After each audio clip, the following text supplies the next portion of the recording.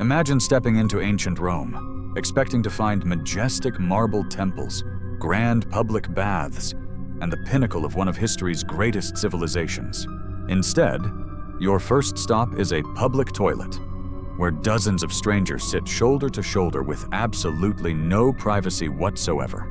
And worse, a single sponge on a stick is casually passed from person to person. Yes, this was the shocking reality of daily Roman life. The Romans indeed built one of the most advanced and expansive sanitation systems the ancient world had ever seen. But hidden beneath that engineering genius was a dark, hidden breeding ground for invisible parasites, aggressive bacteria, and deadly diseases that most traditional history books conveniently leave out. So, how clean were Roman toilets?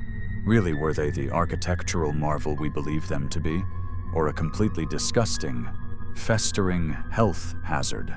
When we think of the Roman Empire, we often imagine a highly modernized ancient society. We picture pristine streets and brilliant structural engineering, and in many ways, they truly were.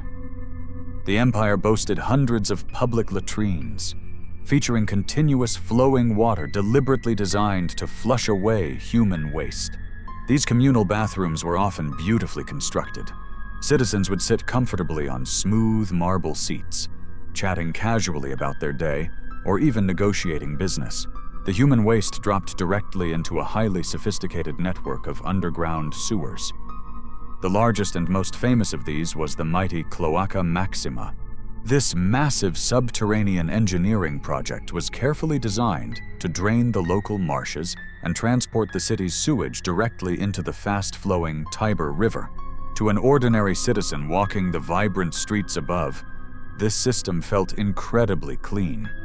The foul waste simply vanished beneath their feet, completely out of sight.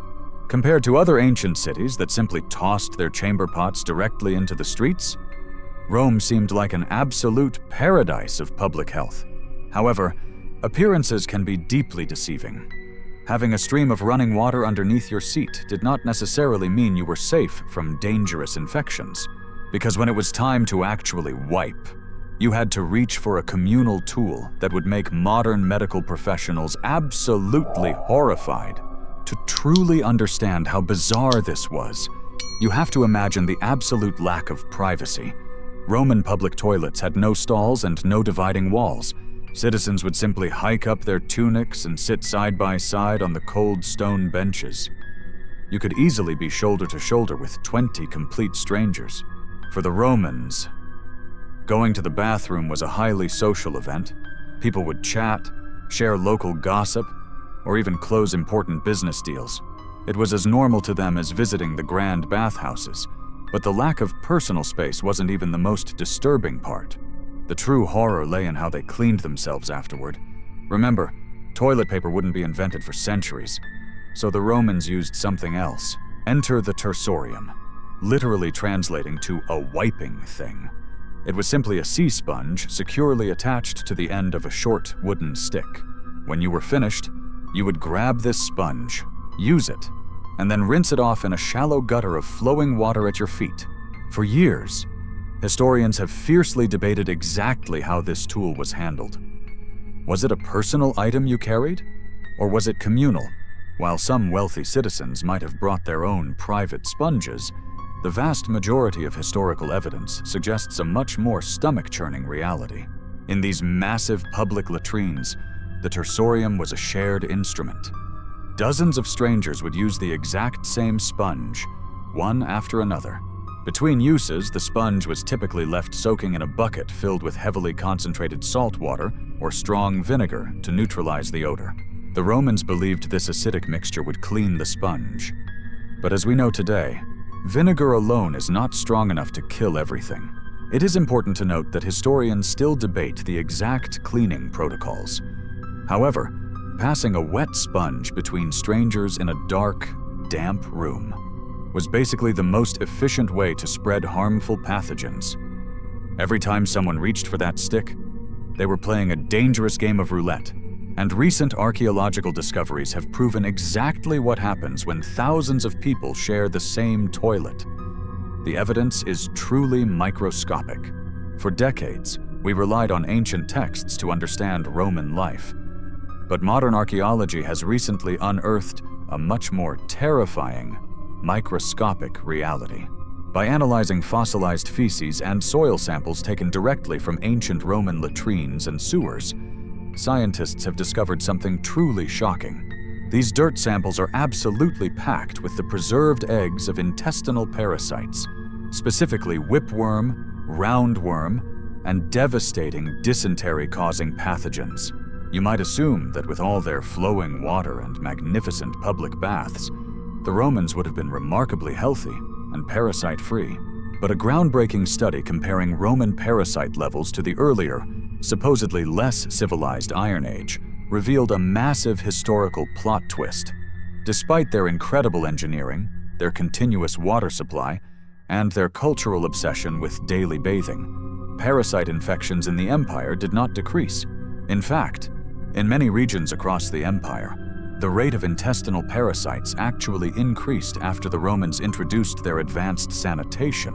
How is this possible? Because the communal nature of their public latrines essentially created the perfect mass-spreading event on a daily basis. When dozens of people share the exact same Tersorium sponge without modern sterilization, it acts as a direct delivery system for pathogens. Furthermore, while the famous Cloaca Maxima successfully removed the waste from the immediate city center, it didn't magically destroy the dangerous eggs. Much of this raw sewage was dumped straight into the Tiber River, or deliberately collected and sold to local farmers as cheap fertilizer. This untreated human waste, still teeming with living parasite eggs, was spread over the very agricultural fields where the Romans grew their crops. When those vegetables were harvested and brought back to the city markets, the parasites simply returned to the population, completing a vicious cycle. Roman medical texts by famous physicians like Galen frequently describe desperate patients suffering from agonizing stomach pains, worms, and chronic dysentery outbreaks. They tried to treat these invisible killers with bizarre herbal remedies, completely unaware that their beloved, advanced public toilets were actually the source. While modern archaeology has exposed the invisible microscopic killers, the ancient Romans had to deal with much larger, visible terrors every single day. Because the public latrines were directly connected to the main sewer lines without any modern plumbing traps, the holes were basically open doors. Massive, aggressive sewer rats lived comfortably in the dark, damp tunnels below, gorging themselves on the endless supply of human waste and garbage. Historical accounts describe terrifying moments where rats or other vermin would crawl directly up through the stone holes and bite unsuspecting citizens. But rodents were just the beginning. The warm, damp environment of the communal latrines created the absolute perfect breeding ground for nasty insects. Roman writer Aelian actually documented how massive swarms of flies and mosquitoes would continuously rise from the dark trenches beneath the public seats. These flies would feast on the waste below, and then fly directly out into the bright Roman streets, landing heavily on open food markets. Yet, there was an even more terrifying, explosive danger lurking in the depths of the Roman plumbing system that nobody fully understood back then. Without proper ventilation shafts, highly flammable methane gas and toxic hydrogen sulfide would slowly build up inside the confined, underground stone sewer pipes. If someone brought an open flame, like a flickering oil lamp or a torch, too close to a seat, the gas could suddenly ignite.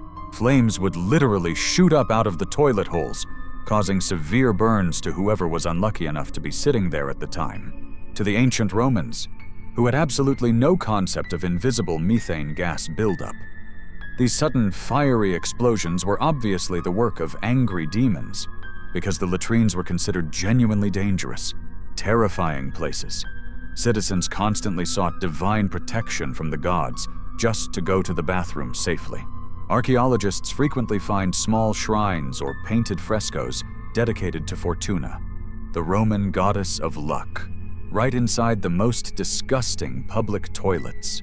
You literally needed the goddess of luck to protect your life in there. But this raises a massive question. Why didn't everyone just die off, given the explosive methane, the swarms of flies, and the parasite-infested sponges? You might wonder how the Roman Empire managed to survive at all. The truth is, their massive, continuous flow of clean water did actually help. The aqueducts flushed millions of gallons through the city every single day. This constant movement prevented waste from completely stagnating in the streets, which gave them a slight advantage over medieval cities that emerged centuries later. Furthermore, Romans who survived childhood had developed incredibly tough immune systems through constant daily exposure to these brutal, invisible pathogens from a very young age. But this is simply a classic case of survivorship bias. What the grand marble statues don't show is the absolutely devastating ancient infant mortality rate.